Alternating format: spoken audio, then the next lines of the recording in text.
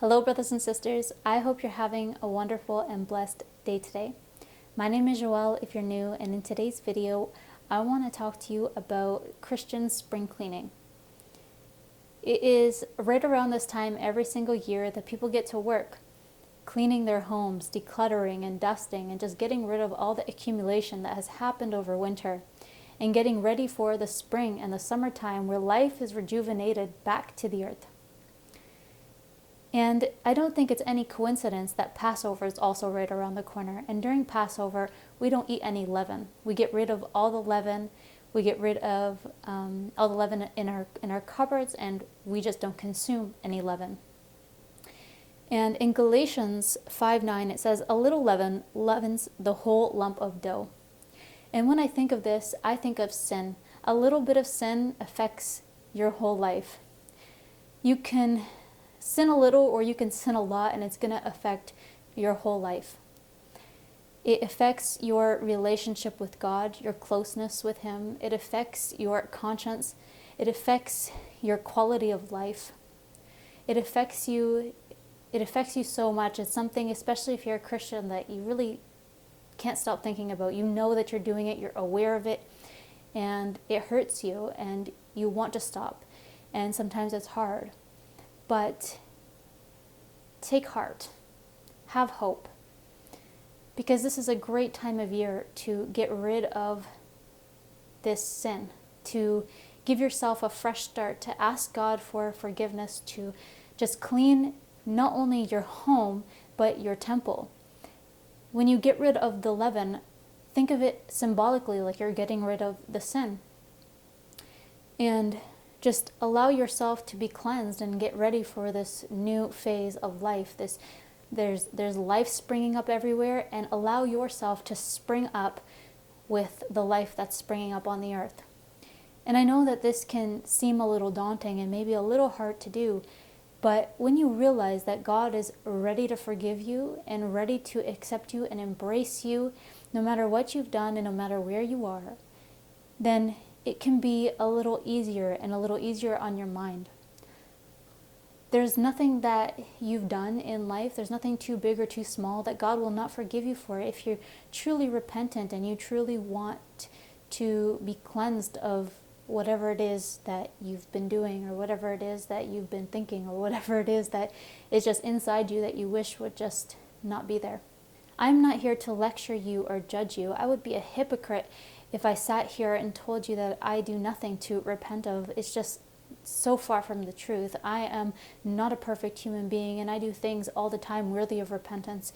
And, but what I am doing is I am looking to encourage you and strengthen you and inspire you to try again.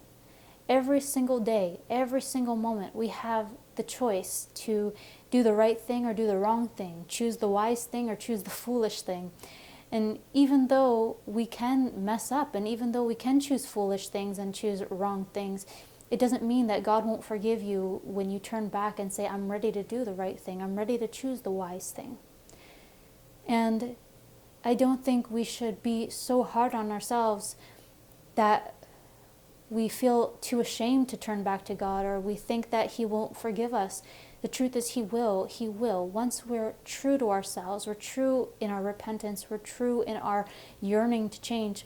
Even if we have a hard time getting rid of the sin in our life, even putting that in God's hands and saying, God, look how hard this is for me. Please help me. Please help me to change this. I don't even know where to start. I don't know if I can even get rid of this, but I know that you can do it. If you just put that in His hands, if you just put your problems and put whatever it is that you're feeling and that you're thinking with Him, He will reach out to you. He will help you. He will see your heart. And I truly believe that was part of Jesus' message when He was here on earth. He got mad at the Pharisees and the Sadducees, who were so about religion and trying to do everything the right way, but they lacked the true deep relationship, the true deep connection with the Father. And He talked so much about having that love, having that relationship with his Father. He was, an ambassador for his Father for sure. And now we get to be ambassadors for Christ. And I think one of the ways we do that is just by being true and being honest with where we are, no matter where we are.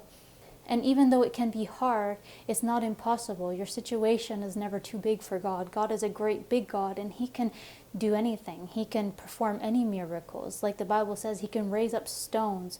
He can raise up children from stones for Abraham. If he can do that, he can help you in your life too, for sure. 100% he can.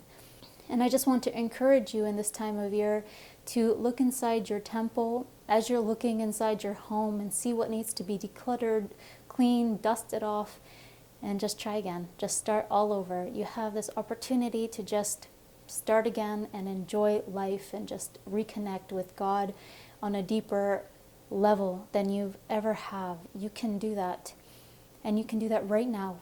And I just want you to know that I'm praying for you and that I love you so much, and I hope you have a wonderful and blessed day, and I will see you guys again next time. Bye for now.